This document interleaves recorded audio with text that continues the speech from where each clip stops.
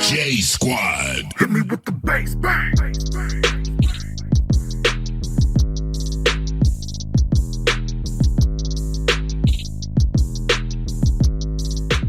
Hit me with the bass, bang.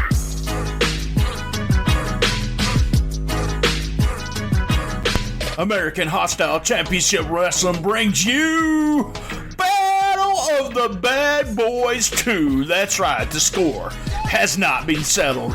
But on June 8, 2019, Mark Southern steps in the ring again with the Missouri Bad Boys. Doors open at 6:30 with bell time at 7:30 at the new Madrid Eagles Club located at 410 US 61 in New Madrid, Missouri. All tickets are $12 and get $2 off in advance. Children 5 and under free with a paid adult. You can call Mark at 636-232-3313 or James at 573-359-8696. That's for advance tickets, guys. Also on the show, Maverick, Tom Cash, Iceman, Demarius Jones, and reality TV star, Power Pro superstar, Derek King with Just In Case. Their first match ended in no contest. Guys, it went all over the building and it was stiff. You want to see this. Don't miss this on June the 8th. Be there!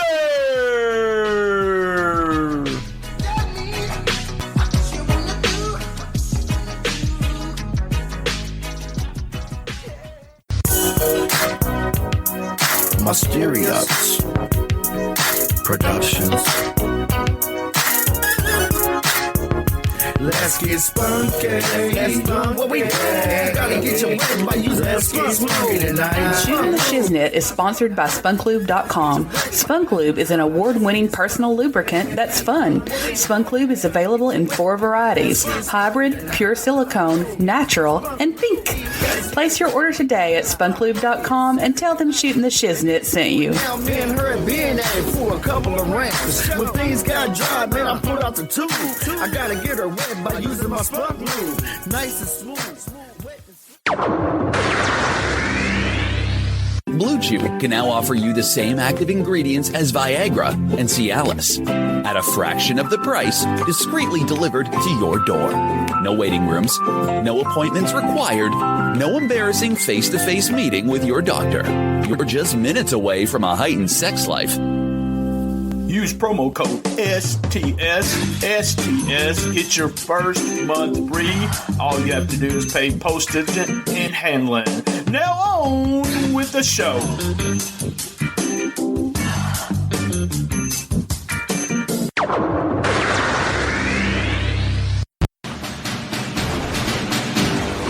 Dirty Dutch Mantell is coming to Memphis. Championship Wrestling presents an evening with Dutch Mantell, Sunday, June 9th at High Tone in Memphis. Dustin and Maria Starr will serve as special MCs, while the legendary Dirty Dutch Mantell brings an adults-only night of humor, wrestling history, and drinking. Get your tickets now at ChampionshipWrestlingMemphis.com.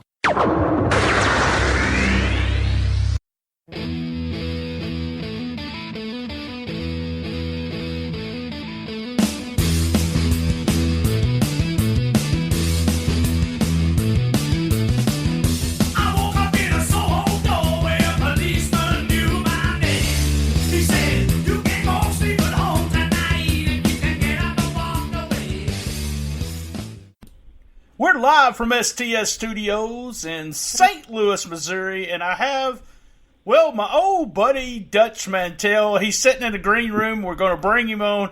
Dutch, how the hell are you? Well, I've been doing good, and I appreciate you bringing you on my show because, you know, I don't do a lot of podcasts at all. Actually, I had a podcast about a year ago, but that's another story for another day. But I'm glad to be here. How are you doing?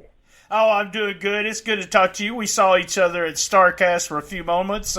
Your name is always in the wrestling news, but the last few months you've been on the dark side of the ring there on VICELAND, and it was a great series. We loved it. I like the idea of you actually doing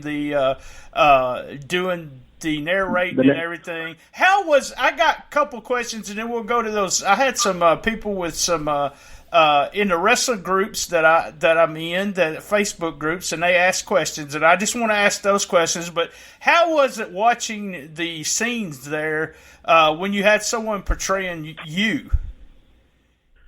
Well, it was kind of odd, to tell you the truth, but it was all about. But I really liked the way they do the reenactment, because when you have a person telling the story, of course you can't have the real people doing it. And they did a great job. They did a great job with the reenactment. But watching the whole Brody thing back again, kind of. Now I didn't do the narration on that episode. I was actually a guest because I was there, me and Tony basically. And but watching it back, it kind of brought back a lot of memories. And when you have something bad happen in your life, you always try to repress it or not think about it too much. But watching it back, even though I didn't see it till I watched it back, because I was on the show. I didn't narrate the show, but watching it back, and I was at home when I watched it. It brought back a lot of memories, and it was kind of tough to take. I didn't think it would be that hard, but it was hard because I told the story in there that I was in the dressing room that night, and Bruiser Brody was called into the shower area by the invader. Now, I wasn't in the dressing room then, and I told the story when I walked in. And the thing about, let me back up. The thing about Puerto Rico is very, very, if you are a bad guy there, a heel there, very, very difficult to work there. In that dressing room it was almost like you could cut it with a knife, as the old saying goes. But see, my problem was I didn't know where it was coming from. Right. You go, nervous. yeah. I was always nervous in Puerto Rico anyway, always looking over my shoulder, because when I first went down there, my first year I was there, and it was 1979. I remember the year. A lot of drug wars were going on, and some weekends it'd be like Chicago. They'd get like 20 people killed. Yeah. And shot. And they had one paper there that was called El Vocero, and it was like National Enquirer size, the tabloid size. And they would have a picture of a guy shot 20, 30 times, or cut, or stabbed, or beat up, or hit in the head, or something. And that was their lead picture on the front cover of that paper. So it was very violent there. But when I sat down in that dressing room, it was just too hard to take. So that's why I wasn't in there when the actual attack happened or the incident happened, because I had gotten up and I had left and went down we were in a baseball stadium. I went down the little, tunnel to the dugout. And I only sat there like 5 minutes. And I told this in this episode, I think, but I've told it so many times. And when I came back, oh, man, I heard noise. And I said, what the hell is going on? It sounded like a fight was going on.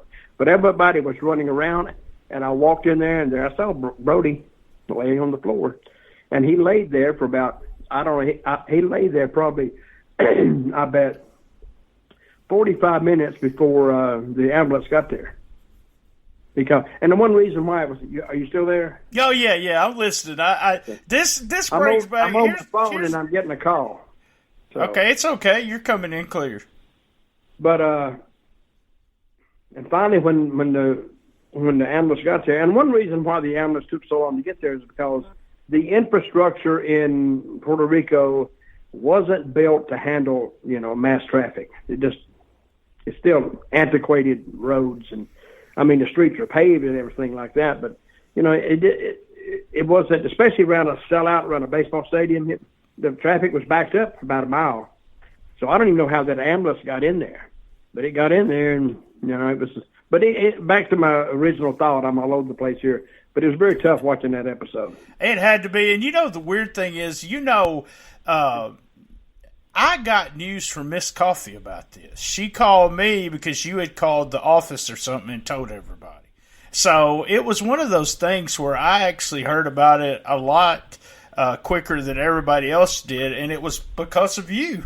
I knew about Brody being dead because you had called Miss Coffee, and Miss Coffee, well, not Miss Coffee, but you'd called the office there in Memphis, and then Miss Coffee had told me about it. It was just a total shock, and I actually I don't think I was the one that broke it to Meltzer, but I know me and Meltzer had talked a little bit after it happened. All right, let's go to the groups here that they had some questions. Pro wrestling and whatever. They talk about a little bit of everything in there. Steve wanted to know, what was the best year financially for you? Where were you at? And you don't have to tell us how much money you made, but what was the best year? Well, before I went to WWE, it was probably Memphis 1982, 83. Right. But even my first Puerto Rico run was better than that. 1979, I had never had, and I wrote about this in my book. $1,000 back in those days is like almost like $4,000 or $5,000 now. True. Well, true. maybe not that much. About three. But, yeah. Let's say it's 3,000. But I went down there and just off the Puerto Rico end, because we ran another little island called Trinidad, and some weeks in there we sold out stadiums 9 weeks in a row, and every time we'd sell out the stadium, I'd get a big payout. And the weeks that I went to Trinidad, we would sell out there too. So I had some tremendous weeks in 1979, and actually I bought my first house on like a 9-week run. That's how much money we were making. Wow. And then I had a run with Lawler in Memphis, which was very, very good. And then I had a good run with WCW, although I was on a set figure, but it was still a pretty decent salary. And actually, my best year, I'm going to tell you my age because I'm older than water, and I tell you how old I am. I remember when the Dead Sea was just sick. So that's how old I am. That's right. And I'll tell you another story in a minute. But my best year after, like my working days are over, is when I went to WWE and I managed Jack Swagger. Oh, wow. My best year was probably 2014 because I had one hell of a year that year. But not all of it was working the live events. A lot of that is like pay-per-view money. A lot of that is royalty money. And sometimes you get a check and you look at it and you went, what the hell? That's a good reaction. Like and really, when you look at the figure, you go, how much is my percentage of this? And if you look, your percentage of it is a very small amount. So you can imagine what the corporate office of WWE made. And you can imagine what the big stars like Cena and Roman Reigns and Orton and all those guys made, because, more of their dolls and photos and everything would sell more than mine. So they had to be getting those 6-figure royalty checks on every 3 months. So figure it out. Right. You're right. I mean, that's awesome, though, to say WWE paid more money. Let me tell you one story about going to WWE. I'm at my house, and I live around Nashville. And the phone rang, and it was talent relations from WWE, and I've told this story before. And Mark, I can't remember his last name now.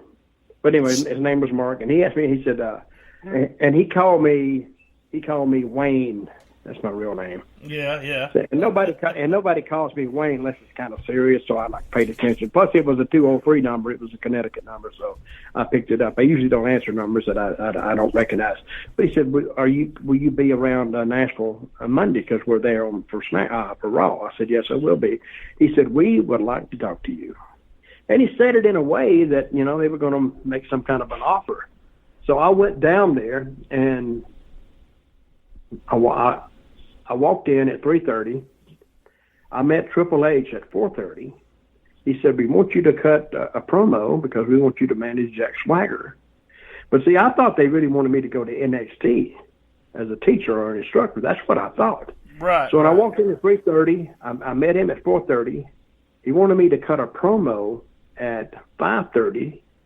And they told me what kind of a character they wanted. They want a guy a little bit older and a little bit jaded and disillusioned with the the way the country was going, the way the country was headed.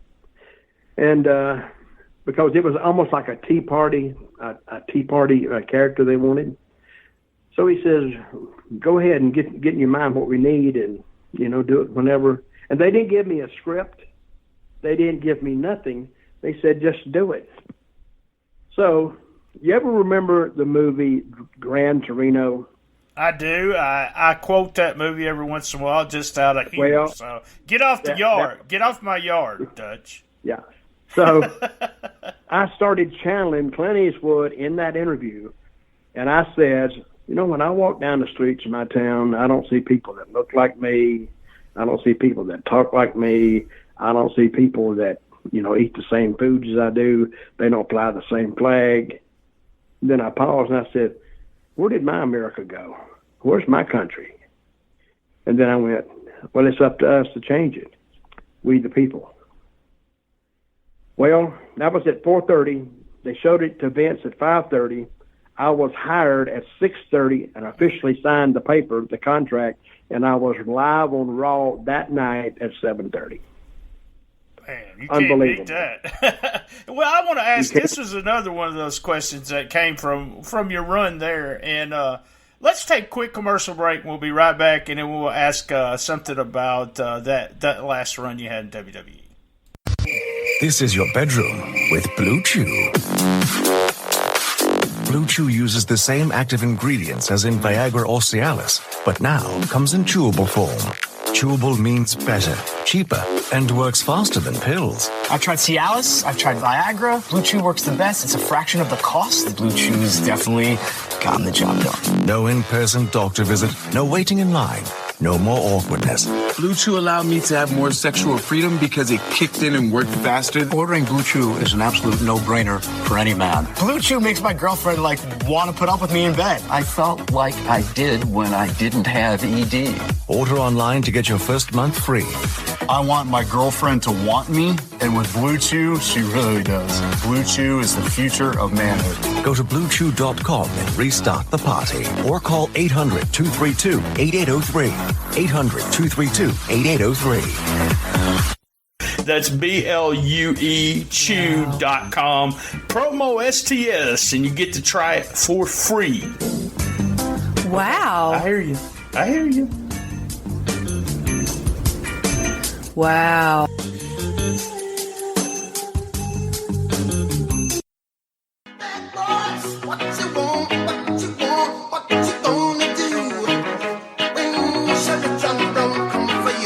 J-Squad. Hit me with the bass, bang. Hit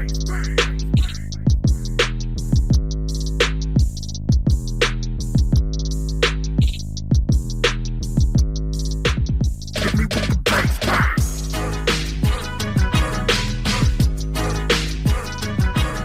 American Hostile Championship Wrestling brings you Battle of the Bad Boys 2. That's right, the score has not been settled. But on June 8, 2019, Mark Southern steps in the ring again with the Missouri Bad Boys. Doors open at 6:30 with bell time at 7:30 at the New Madrid Eagles Club located at 410 US 61 in New Madrid, Missouri. All tickets are $12 and get $2 off in advance. Children 5 and under free with a paid adult. You can call Mark at 636-232-3313 or James at 573-359-8696. That's for advance tickets, guys. Also on the show, Maverick, Tom Cash, Iceman, Demarius Jones, and reality TV star, Power Pro superstar, Derek King with Just In Case. Their first match ended in no contest. Guys, it went all over the building, and it was stiff. You want to see this. Don't miss this on June the 8th. Be there!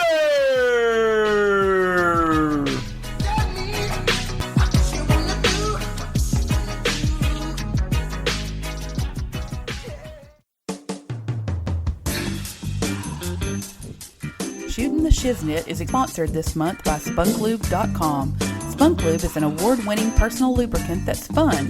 Spunklube is available in 4 varieties: hybrid, pure silicone, natural, and pink. The newest addition to the Spunk Lube family is Spunk Lube Pink. The pink formula is colorful and fun to use. It's a special hybrid formula that's non-sticky and non-staining. All of their products are shipped in discreet packaging from D Enterprises. Please go to spunklube.com and order a unique, fun-to-use personal lubricant.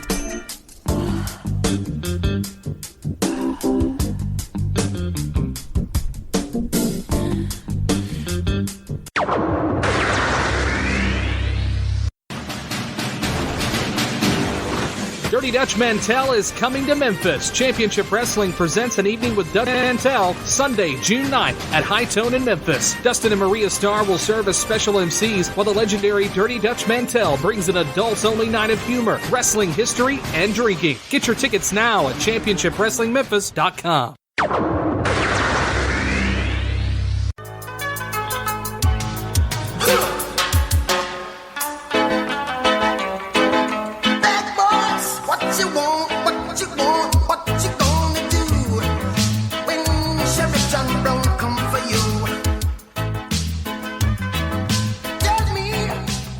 Hey, we're live here. Right, we just came out of the interview and the commercials with Dutch Mantell. We're going to get back in the studio and talk to him. But as you always know, I like to bring someone from American Hostile Championship Wrestling in to talk about the upcoming show this Saturday night. And I have my old buddy, Forrest Putnam, one of the most downloaded episodes of the year. Forrest, how the hell are you? I'm doing pretty good, brother. How you doing? Oh, I'm doing good. We got you got good company this time on the episode. You have Dutch Mantell. So if you guys haven't listened to the Forrest Putnam episode, the Missouri Renegade, and I think everybody has, but if they haven't listened to it, you go back and listen to it. Well, it's really fun. When you're this good, they got to listen. There you go. Hey, you gotta do the ego every once in a while. I mean, you gotta stroke it every once in a while and say, "Hey, that's what I'm here for." So that's it, brother. All right, we got Saturday night. We got Battle of the Bad Boys 2. I really didn't know whether we would even have a part 2. I watched the first one. Thank goodness I got to watch the whole match. Someone videotaped it and put it up on Facebook. Man, I messaged you the day after this match, and man, you guys were stiff as heck. It was tough, man. It was tough. We went as far as we could.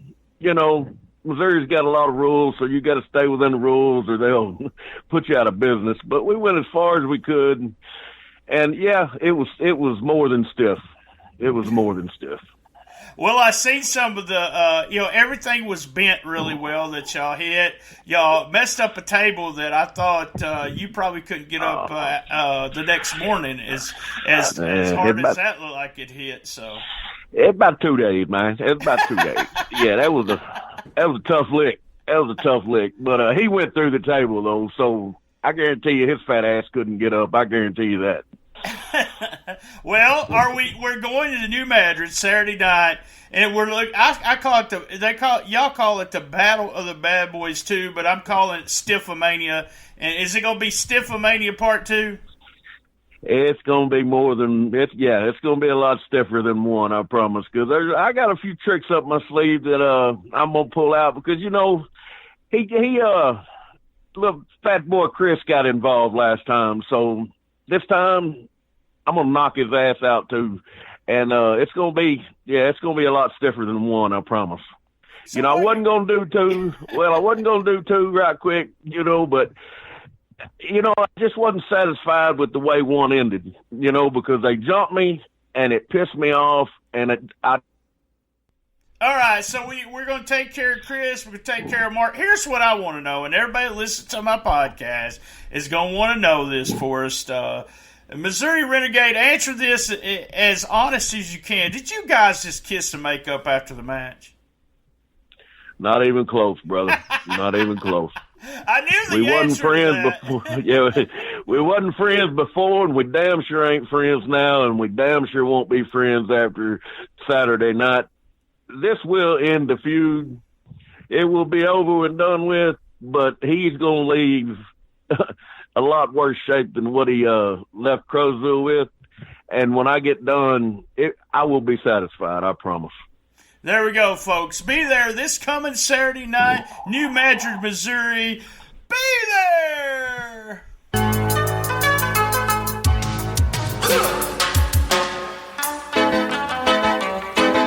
Bad boys, what you want, what you want, what you gonna do when Sheriff John Brown come for you?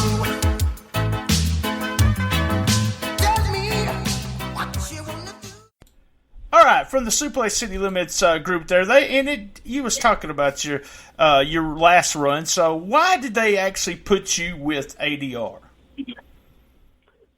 Alberto Del Rio. Yes, sir. Yeah. Why did they put me with him? Hey, that's a good question.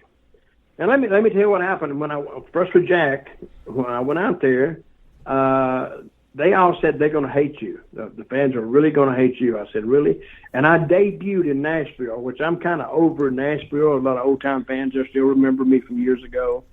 So when we walked out there in the Bridgestone Arena in Nashville, the people stood up. Like, damn, there's Dutch. What the hell's he doing here? I mean, that was something they kept secret from us.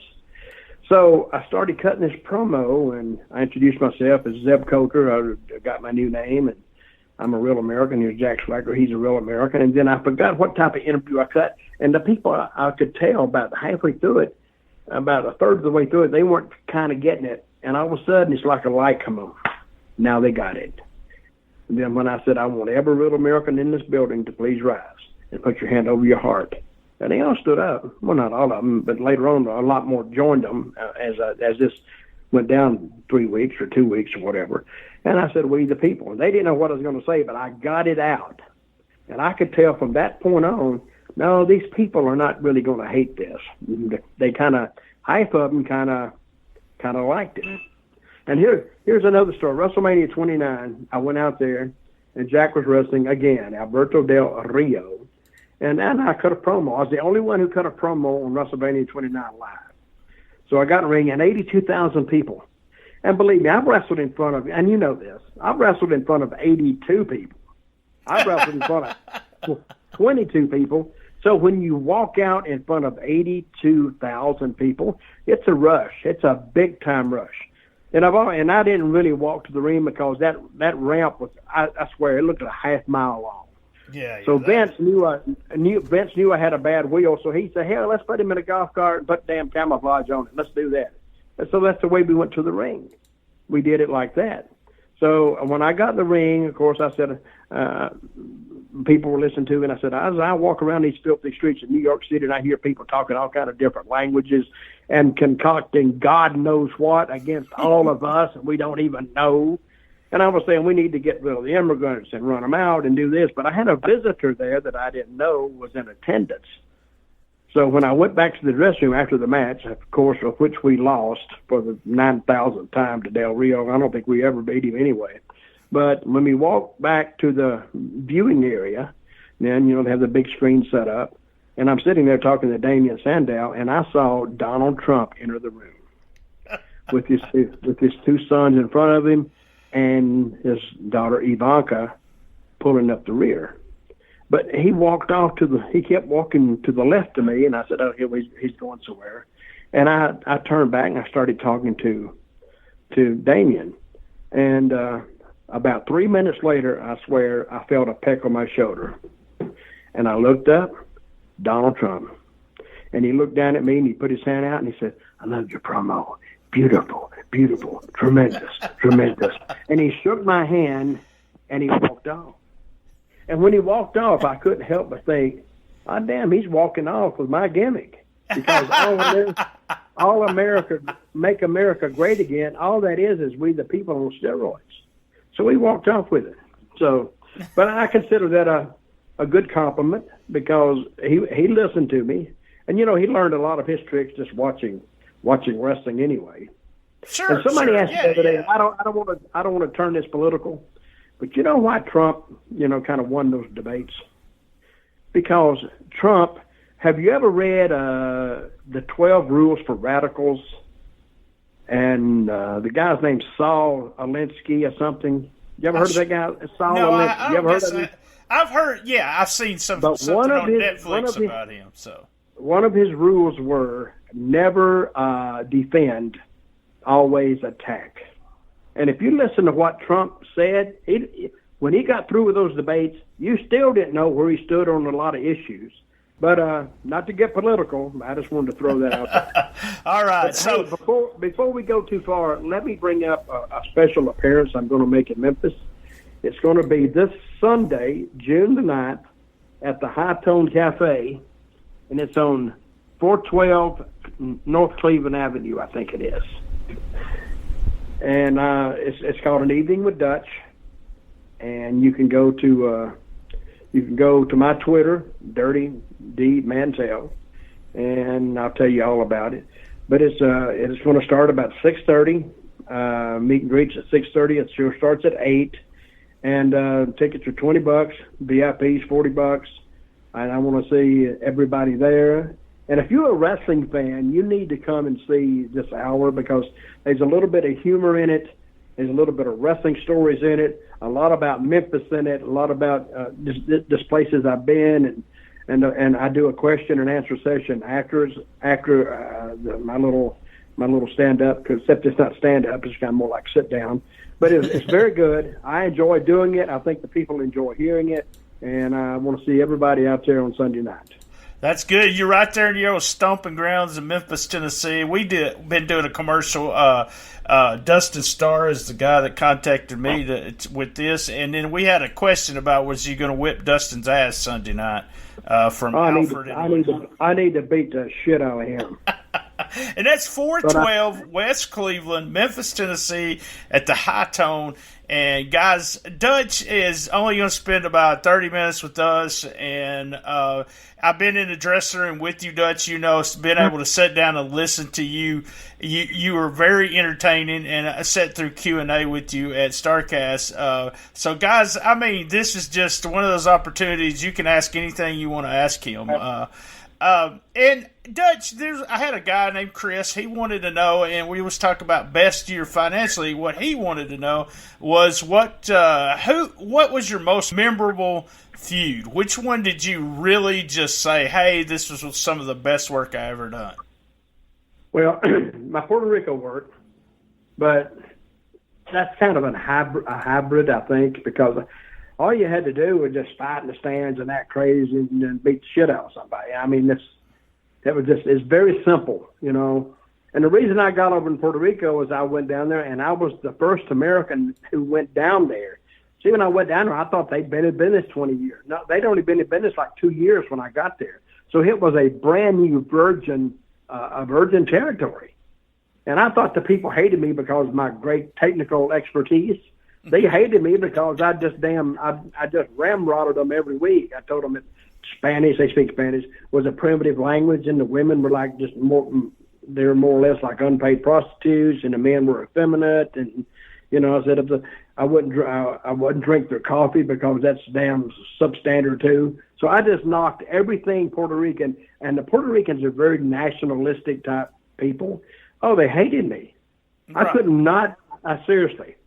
Back in those days, they only had 3 TV stations anyway. But when wrestling went on TV, the island stopped. Everybody would watch wrestling. Wrestling were the biggest celebrities on that island. Hence, I could not walk down the street maybe 5 steps, even in the tourist district, without somebody cussing me out in Spanish. And that's how I learned Spanish. Of course, I learned the bad words first. Oh, sure. And I didn't know I don't know what it meant, but sometimes somebody would say, "Chinga tu madre," which is like mother, you know. Yeah, yeah. So, but I didn't know what it meant, but I knew it couldn't be something good because of the way they said it. They got that guttural sound, "Chinga tu madre." I'm going, damn, that's pretty bad.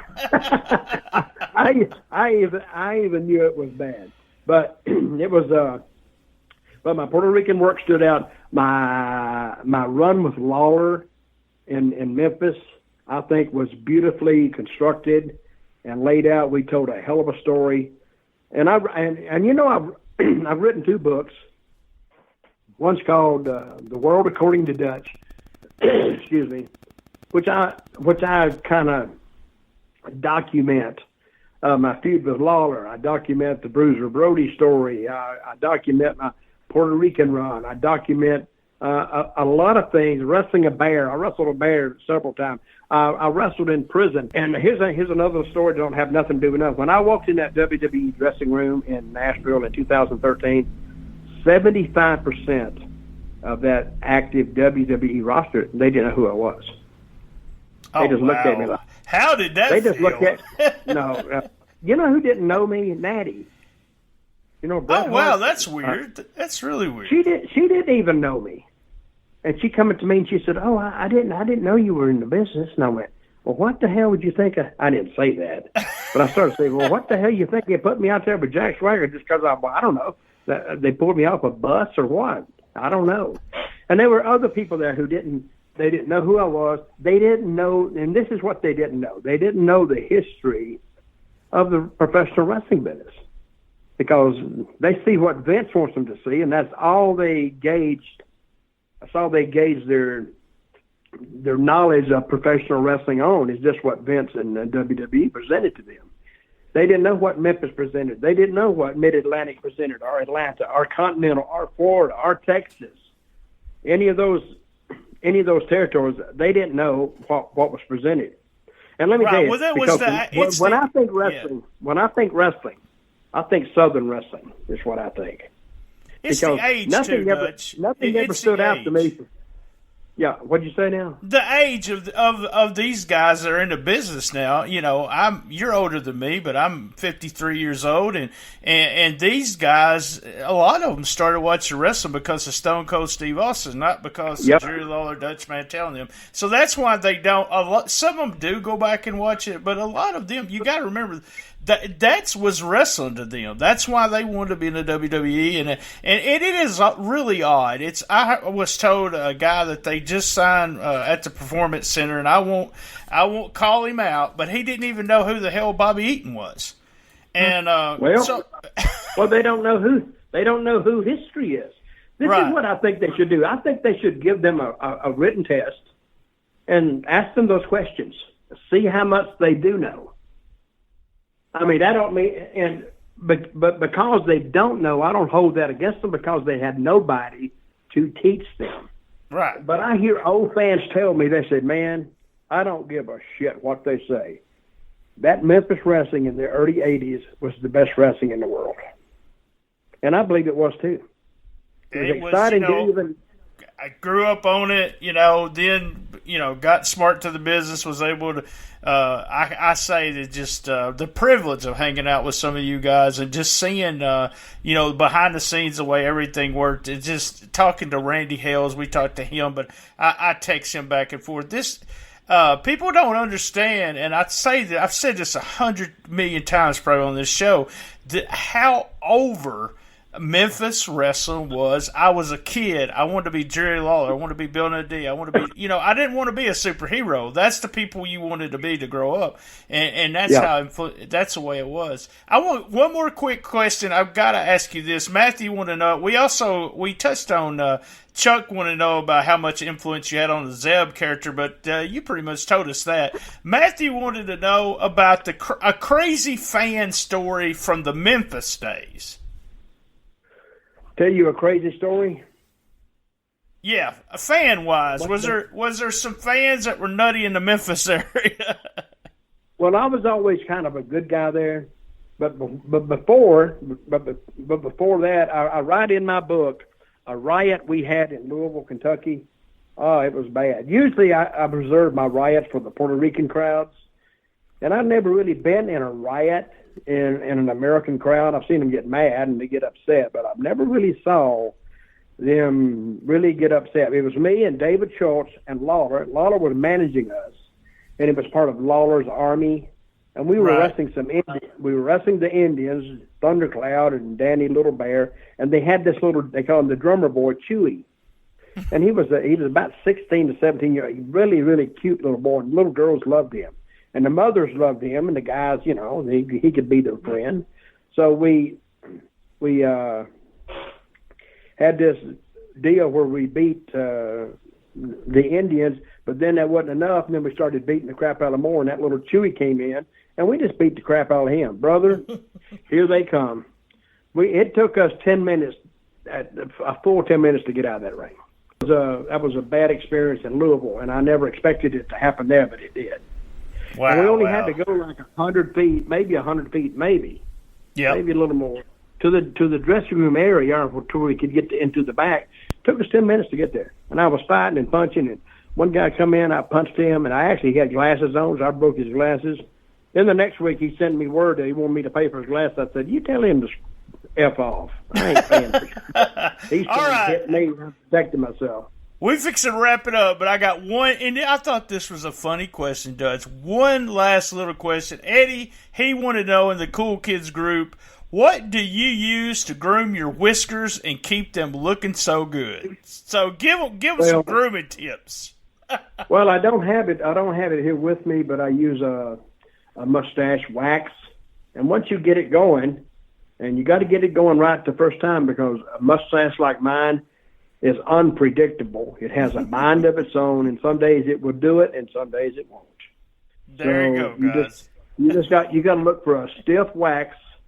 And once that's now in WWE, I would used to spray it because they got the makeup section that you go in there and spray, and you got all that stuff. So I'd put it on there. Then I would spray it with hairspray, and you can knock a wall down with it, and it would never get out of place. But when I took that mustache out there, the people they'd never seen that before. They'd seen mustaches, but not big handlebars like I had. And sometimes they get bigger, and sometimes, I have to cut them back a little bit, so I got to watch what I do. But I still got it anyway. So, guys, grow a mustache, be different, but some guys don't want a mustache. I did it years ago. I always had a beard. I always had a beard since I got out of the Army. I always had a beard and just became a part of me, and I never shaved it off. Right.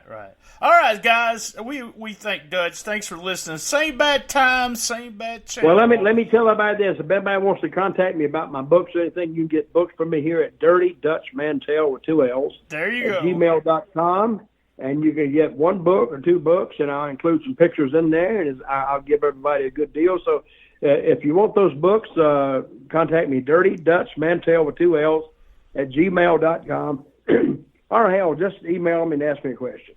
There you go. And I've read both of them. And it's just like Dutch sat down right next to you and started telling a story. All right, guys, on the best little wrestling podcast in the business. Be there. And as everyone knows, and Dutch should know this too, I love my mama.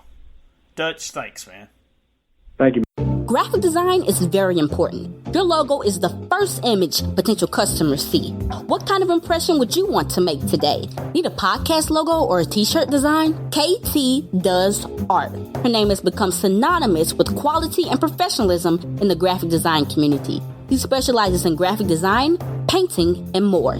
She provides affordable commissions and professional quality with a timely delivery. Contact KT via email at kt_doesart@yahoo.com. Check out her Instagram at instagram.com/kt_doesart. That was another great episode of Shootin The Shiznit. Looking for contestants for Who Wants to Be the Best Shiznitter Ever? That's right, contact me and be a contestant on Who Wants to Be the Best Shiznitter Ever. A big shout out to our sponsors this month. Also, remember, we have a Patreon for only $1. That's patreon.com, Shootin The Shiznit without the G. A special thanks to Bob McGee at Pro Wrestling's Between the Sheets, Gene Jackson at locals2legends.com, and Sean Garmer at Wrestling to Max website. You can reach me on Comic Book Mark BT on Twitter, at BT Shootin The Shiznit on Instagram. I'm also on Facebook with a Shootin The Shiznit Facebook page. We have the Cool Kids Wrestling and MMA Talk Facebook group. If we don't like you, we'll kick you out, but you also have to ask to get in.